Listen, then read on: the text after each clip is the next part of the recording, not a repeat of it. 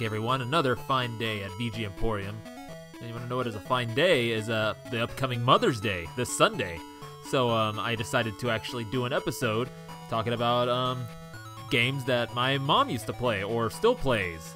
Yep, ever since my parents got me that Sega Master System from some random garage sale, there has always been at least one game on every system that I've owned that my mom would just play almost all the time. Usually at the expense of me not being able to play what I wanted to play. So let's get right into it, shall we? So the music that we came in on was Music Type A from the game Shanghai on the Sega Master System, composer unknown. Now I can't quite remember if this game came with the system when they bought it, or if we actually bought it from the local video store, which was actually selling and renting Sega Master System games. Believe it or not. Which is actually where we discovered one of our favorite movies back then, a series called Moron Movies, created by a fella named Lensella. Quite the fella. I think out of Philadelphia, so any of you Philadelphia guys, you probably know about this guy. But yeah, Shanghai is basically a Mahjong game, and it originally got its start on I think Atari ST and Amiga, and then the ZX Spectrum, and just multiple systems. Like, it got ported all over the place, and yeah, you just play it. How it goes is that you match the tiles and you clear out the tiles then to uncover a dragon, I think, and then with each subsequent stage that you clear, you uncover more of the dragon. I don't know how far my mom actually got on this. I remember playing it myself a bit. It was actually pretty fun, and the music is really nice. Like I said, I don't know who composed it, but whoever did knew was having fun with it. And yes, my mom would just play this a lot, and I think I'd imagine she had exposure to some games in the arcade and all, but I think this is the first time that she actually had a games console in home, in her home, that she could play, and she found this thing that she could enjoy. And this is about the only game that she would play up until the point that I got a hand-me-down NES for Christmas one year, and what came with it? Tetris, and that changed everything. So the next track I'm gonna play is, the next song I got for you is Music A from Tetris, composed by Hirokazu Tanaka.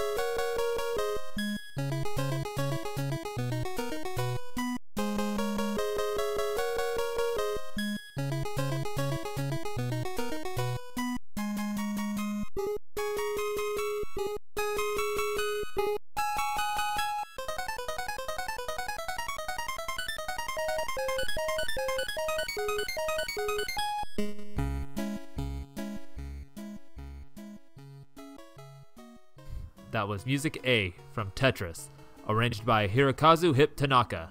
And I say arranged because this is an arrangement of Dance of the Sugar Plum Fairies from the Nutcracker. And like I said, this changed everything, not only for me because I was just jealous of my friends that had an NES, but also for her because, she had never played anything quite like this. It was, a puzzle game, and it just activated all the right parts in her head where she was just played it almost all the time. Forget Shanghai, maybe she'd play that a little bit, every once in a while, but Tetris was her main thing. Maybe a little note here is that both these games consoles were inside the shared bedroom of mine and my sister's, and we had 2 TVs in there, one for each console, if I remember correctly. So, you know, while she was playing Tetris, I could play Sega Master System, or vice versa. And so, yeah, it was a pretty crazy setup. But like I said, it's the wobbly memory of a child, so I can't be sure. But yeah, she loved the tunes so much that every once in a while, she'd be kind of like, singing them to herself or to us, and just like when she's doing stuff. And speaking of the tunes, I'm going to briefly touch on Hirokazu here.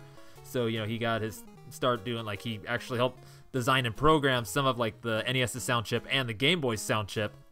And let's see, what he did was, like, DK Jr., Hogan's Alley, Balloon Fight, Super Mario Land, Tetris on the Game Boy, Dr. Mario, Mario Paint, Earthbound, the Game Boy camera.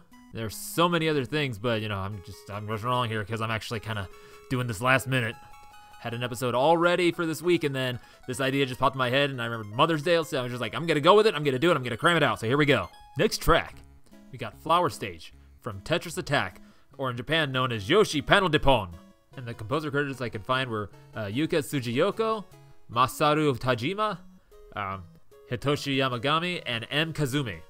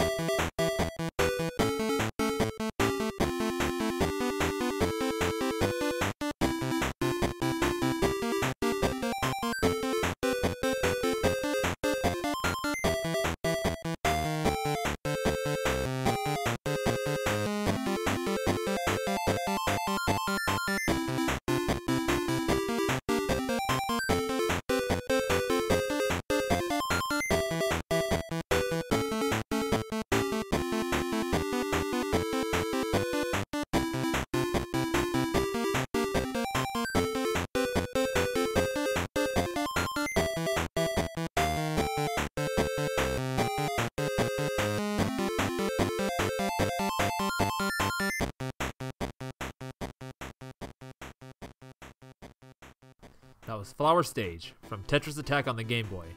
Composers Yuka Tsujiyoko, Masaru Tajime, Hitoshi Yamagami, and M.Kazume.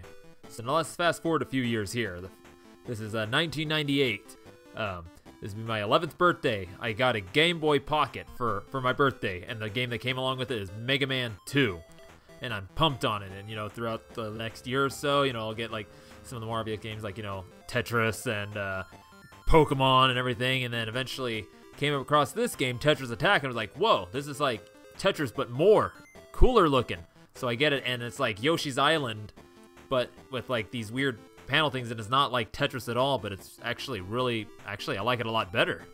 So now let's flash forward to about the early 2000s, and I have my Game Boy Advance, and I'm not playing using my Game Boy Pocket much anymore, and so guess who picks it up but my mom. She adopts it and plays, Tetris and Tetris Attack, but especially Tetris Attack. She just, loves playing it. Kind of starting to notice a running theme here, puzzle games. My mom formed a love for puzzle video games. This was made truly apparent when we'd go to the arcade and, she'd have access to all these other different puzzle games, most especially Bust-A-Move, which we first got introduced at this place called Prospector Hill, which is going to be an episode all on its own because that place has memories. I just got to do a lot of research, deep dive research. But, moving on, like Bust a Move, and then eventually Bust a Move 3, which is going to lead into our next track. But before I do that, I'm going to tell you about these composers I listed off. So Yuka Tsujiyoko was credited only for Yoshi's Stage, I think for the original SNES version, but she is most well known for the Fire Emblem series. It's I think she's done most, if not all of them, and I'm not familiar with the series, so I can't really say off the top of my head, but I saw her listed on many of them. Masaru Tajime did Galactic Pinball, F-Zero Maximum Velocity, WarioWare Touched, Metroid Prime 3, Dr. Luigi. Now let's see, Hitoshi Yagami has been a debugger, started in the 90s, and then went on to become a director, and then eventually a producer for many games for Nintendo throughout the years, and I think he had some music credits. And then the other one I found was M.Kazume. Only just found out about him just before recording this episode, so I couldn't really find much of anything at all. So I just got their names, so there you go. Credit who I can. So now we're going to move on to our next track, which is BGM 2 from Bust a Move 99 on the PlayStation. Composed by, I couldn't really quite find a solid composer, so I'm just going to say Zuntada.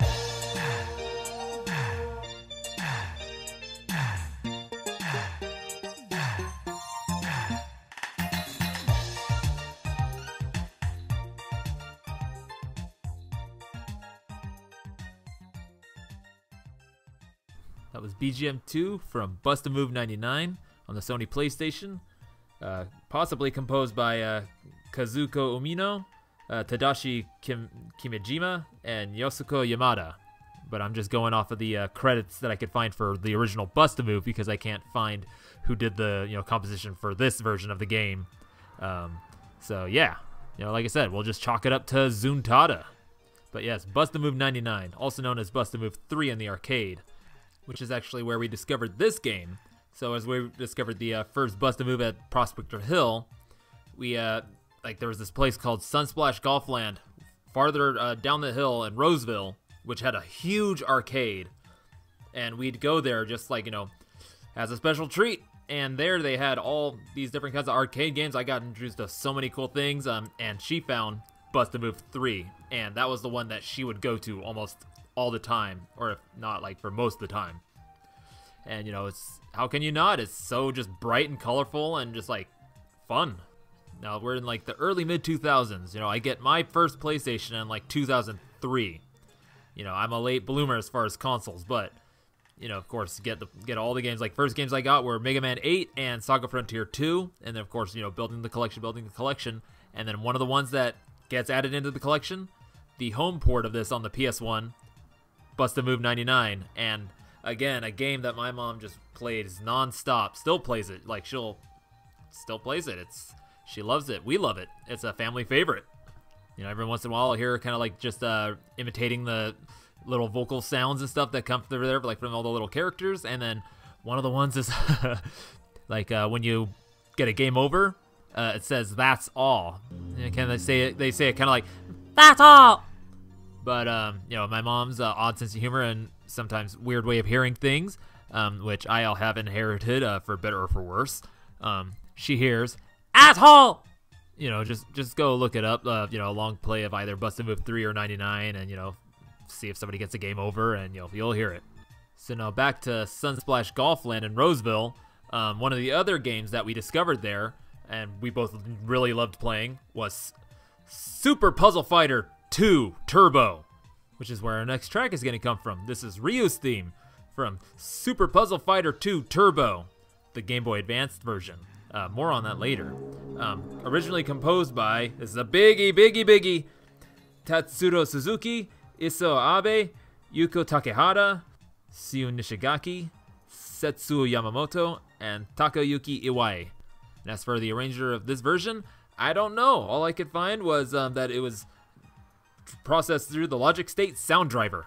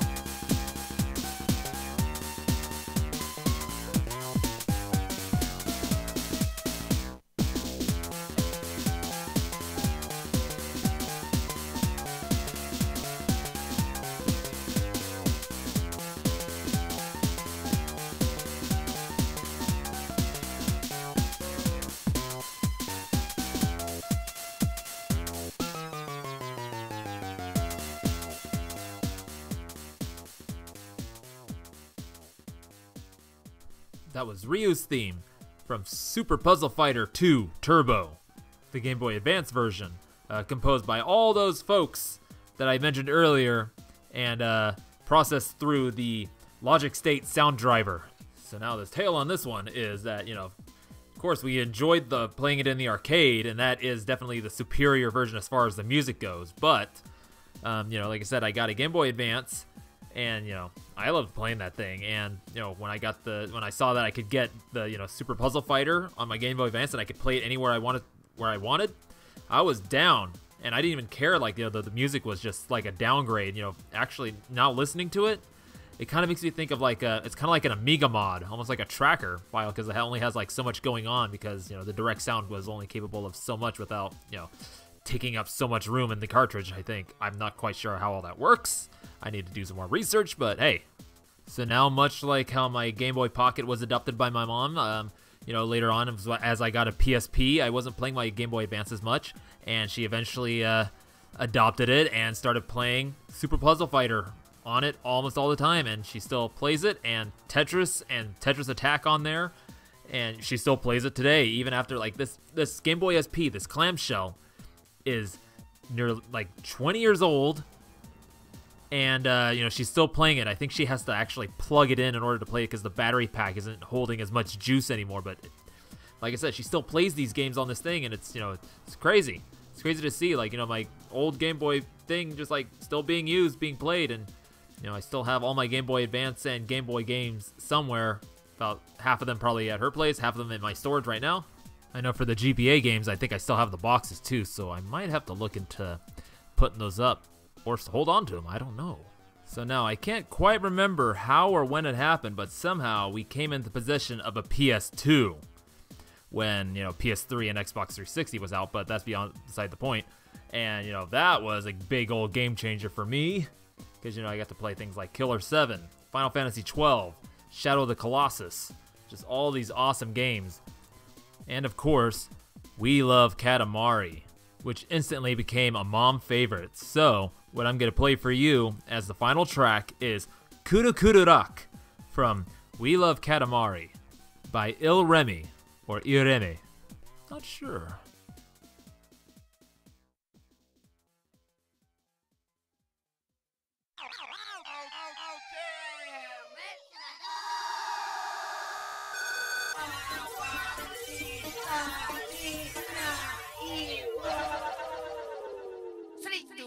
Go!